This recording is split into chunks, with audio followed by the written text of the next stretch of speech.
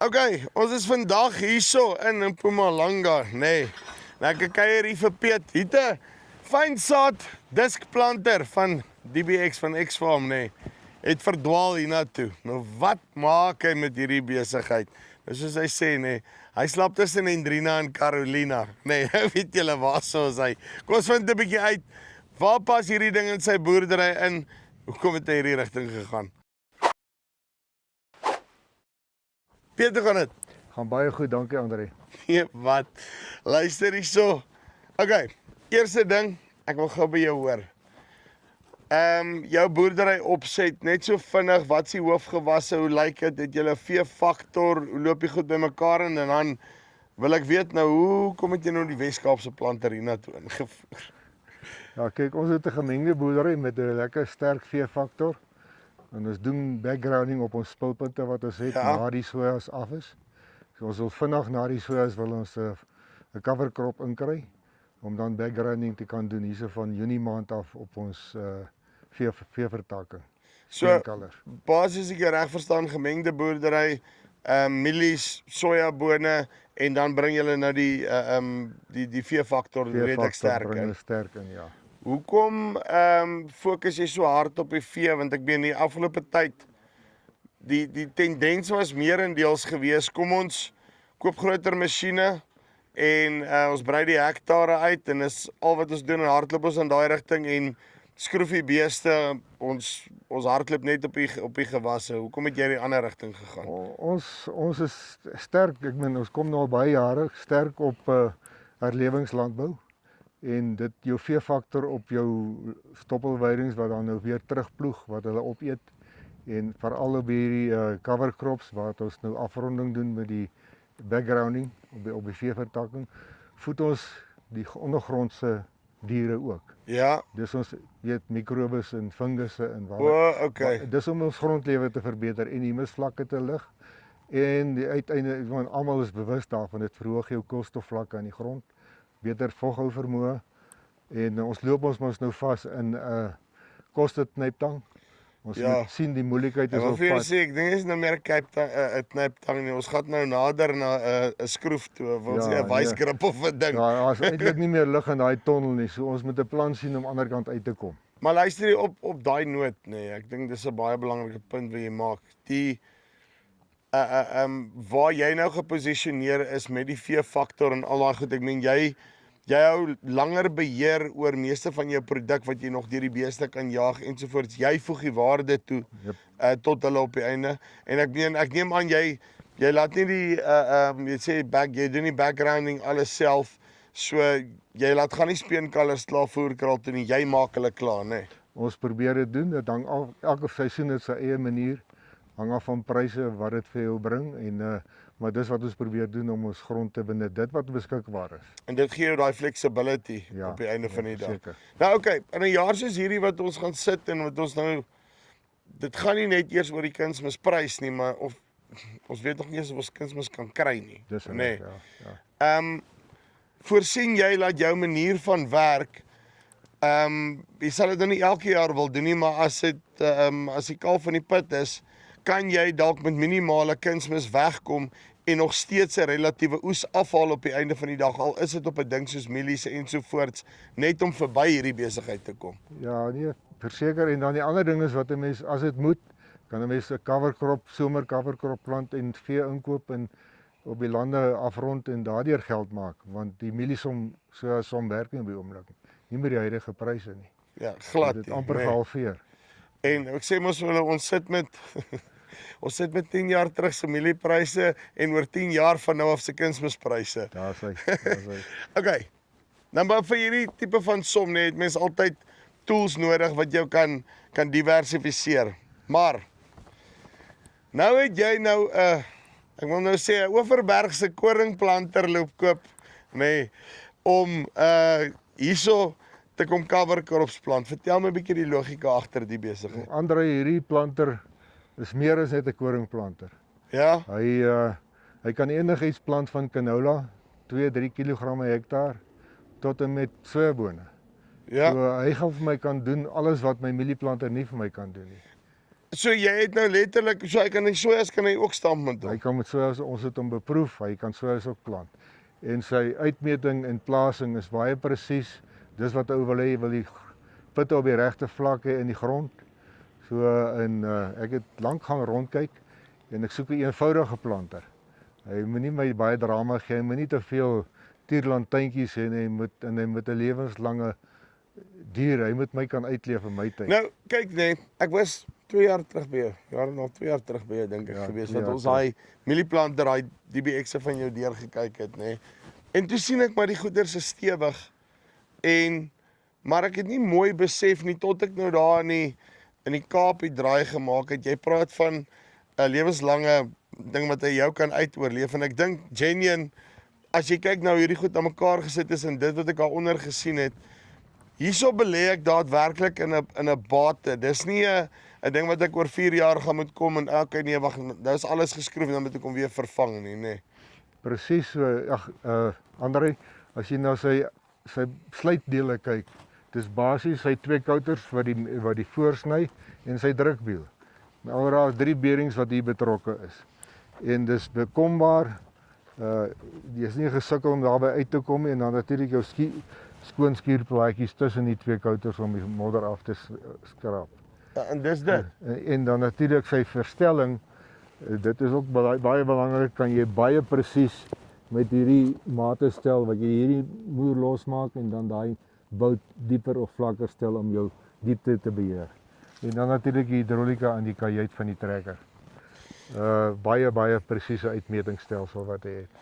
Nou, ek weet die goeters daar wat hulle nou mos kyk, hulle is mos nou daar in die hange, nê. Ja. Dan sit hulle nou daai brieke en al daai goeters op. Het jy gegaan vir die brieke of was dit nou nie brieke nie? Hoe het jy gemaak? Ek het brieke op, maar ons Ja? het 'n redelike plat wêreld hier, so ek het dit net vir ingeval ek hierso van een plek na ander toe gaan en hy druk my.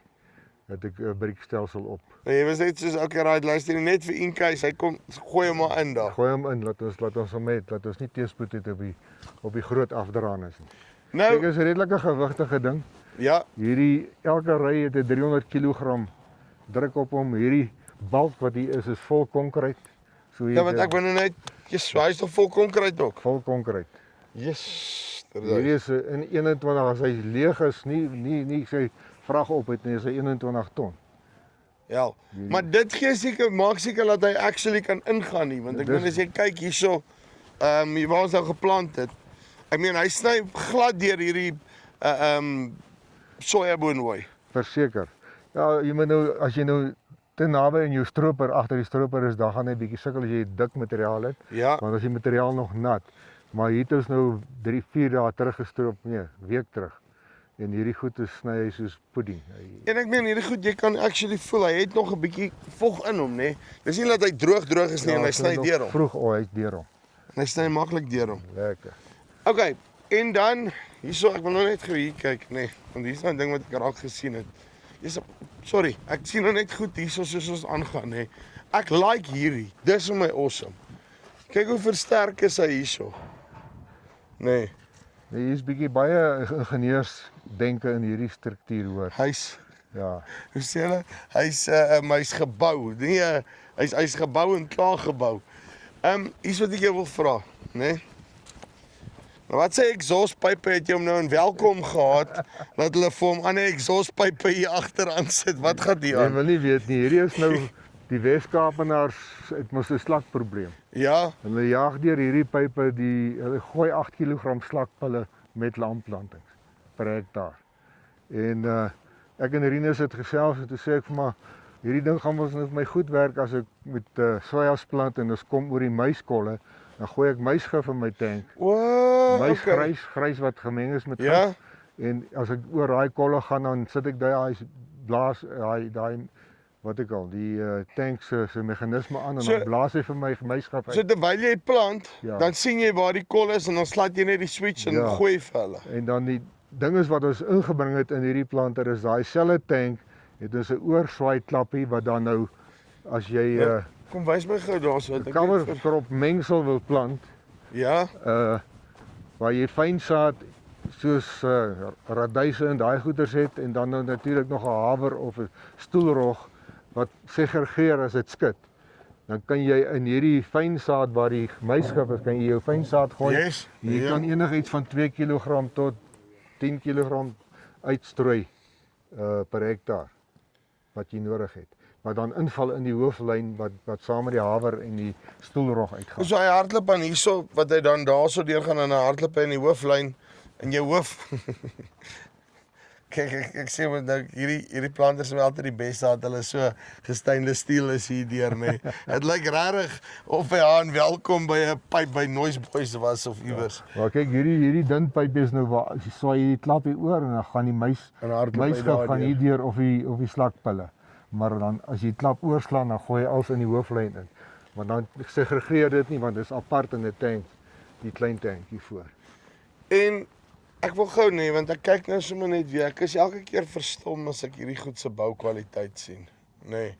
Nee, Jou mielieplanters wat jy of jou mielieplanter wat jy het, nê.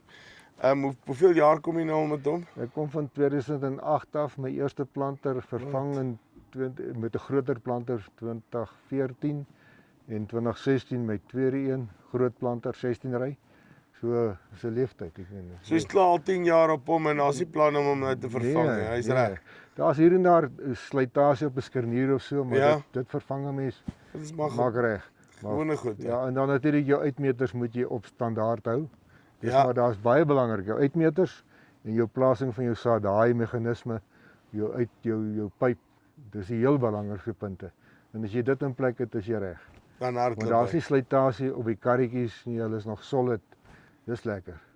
Ek sien daai is wat ek like, nê. Nee. Okay, so wat is nou die planne vir hom vorentoe hierso? Jy het nou want hierdie is 'n duur kapitale uitleg om te maak net vir iets soos cover crops. So ek neem aan jy het die somme mooi gaan deurdink. Jy sê kan nou die sojas en al die goeders ook met hom doen. Maar nou is my vraag, gaan hy regtig werk vir die sojas? Wil ek nie die sojas ook nou so presies in hê nie of doen hy dit so? Wel, hy gaan dit beter doen want ons het nou met hoëspoed destyd ons eersieders opgehad. Ja, Goeie sukses, dieselfde opbrengste as met ons tandplanters of ons gewone mielieplanters wat ons hulle mee plant, wat nou striptil is. En ons kon nie 'n opbrengs eintlik van die lande het beter gedoen met die eersieders. Maar dan kry jy nog steeds nie 'n goeie verspreiding nie en jou opkoms is nie ewereedig nie. En ons verwagting is dat met hierdie ding wat presies plaas op dieselfde diepte, dat ons 'n baie beter ontkieming gelyktydig gaan kry. En dis mos maar die baswoord. Jy wil dit alles eweredig op hê. So dis ons plan vorentoe.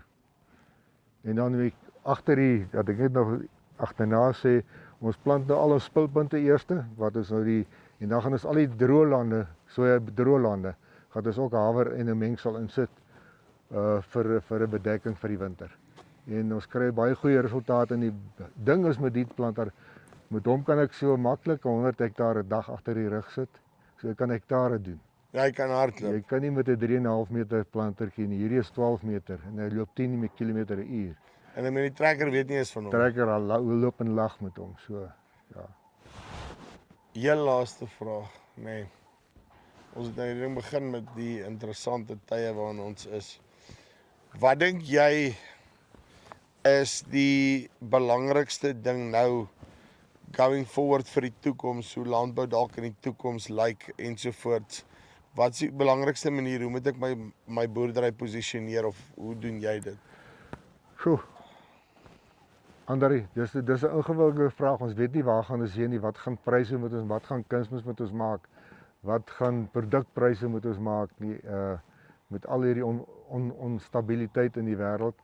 So ons moet vooruitskrik. Kyk wat gaan gebeur. Kyk wat kom vir ons. So jy moet maar konstant aanpas. Die nuwe gate soek, nuwe kreatiewe denke doen. So ek het nog nie antwoord nie, maar ons kyk sterk na 'n groter veefaktor. So wat jy vir my wil sê is 'n ding soos hierdie gee jou die aanpasbaarheid om te kan pivot en na 'n kant toe te kan gaan, daar waar die geleentheid homself voordoen, om daai geleentheid te benut en om nie te mis omdat jy nie die regte tools het. Presies, met hom kan ek alles doen wat my mielieplanter nie kan doen nie. So op die akkerbou gedeelte 100% dit vul my totale al aan. Right, so, dit is Piet hierso. tussen Hendrina en Carolina, nee. Okay, ek dink hy maak 'n baie belangrike punt, nee. Jy gaan moet aanpasbaar wees in die toekoms, nee. Jy gaan op 'n tikkie moet kan draai om te sê, right, hier's 'n geleentheid nou en daar gaan ons. Daai tipe van goed, jy hierdie tipe van tools nodig. So, bietjie uit die boks uit dink, kyk in daai rigting, as jy belangstel, linkie bo of hieronder, kom met X-Farm in kontak en dan kan jy dalk net hierbo vir jou so enetjie uittrek. Dis die van ons myself, tot volgende keer. Groete.